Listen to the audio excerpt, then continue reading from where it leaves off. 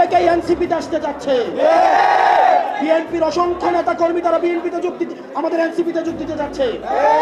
তারা হয়তো অনেকেই লজ্জা এখন বলতে পারে না। আপনারা তাদের কাছে যাবেন, প্রত্যেকটা কমিটির যারা নেতা কর্মী আছে তাদের কাছে আমাদের এনসিপির দাওয়াত পৌঁছে দিবেন। আমরা বিশ্বাস রাখতে চাই, যারা ক্ষমতাকে কক্ষিগত করেছে তারা বাংলাদেশ পন্থার বিরুদ্ধে চলে গিয়েছে, সংস্কারের বিরুদ্ধে চলে গিয়েছে, আমাদের শহীদদের আকাঙ্ক্ষার বিরুদ্ধে চলে গিয়েছে। কিন্তু বিএনপির লক্ষ লক্ষ নেতা কর্মী এখনো পর্যন্ত আমাদের স্পিরিটের সাথে আছে। প্রিয় চট্টগ্রামবাসী, আপনারা প্রত্যেকটা রাজনৈতিক নেতা কর্মী প্রত্যেকটা মানুষের কাছে যাবেন, তাদেরকে সংগঠিত করবেন, তাদেরকে আমার পুনর্গঠন করতে হবে। এই পুনর্গঠনের মধ্য দিয়ে আমাদের যে অনাকাঙ্ক্ষিত বাংলাদেশ কাছ থেকে যে স্বপ্ন থেকে আমাদেরকে পিছিয়ে নেওয়া হচ্ছে, সেই বাংলাদেশ অবশ্যই আমরা অর্জন করবো ইনশাআল্লাহ।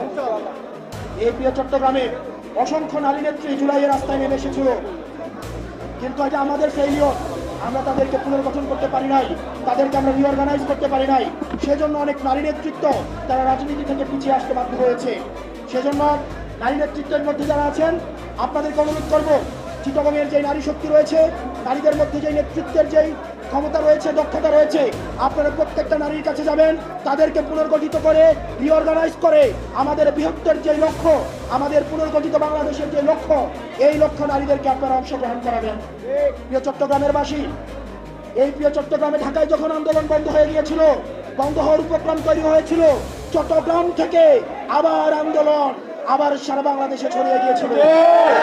আমরা বিশ্বাস করতে চাই, চট্টগ্রামে এনসিপির যে বসন্ত চট্টগ্রামে সম্প্রসারিত হয়েছে, সেই বসন্ত সারা বাংলাদেশের প্রত্যেকটি পথে প্রান্তরে, প্রত্যেকটি জেলা উপজেলায়, প্রত্যেকটি হাটে মাঠে, ঘাটে পথে প্রান্তরে ছড়িয়ে যাবে। এবং আমাদের আহ্বায়ক জনাব নাহিদ ইসলাম, উনি ঘোষণা দিয়েছিল 10 বছরের মধ্যে যদি বাংলাদেশের কাঠামোগত পরিবর্তন না হয় তাহলে উনি রাজনীতি ছেড়ে দিবেন।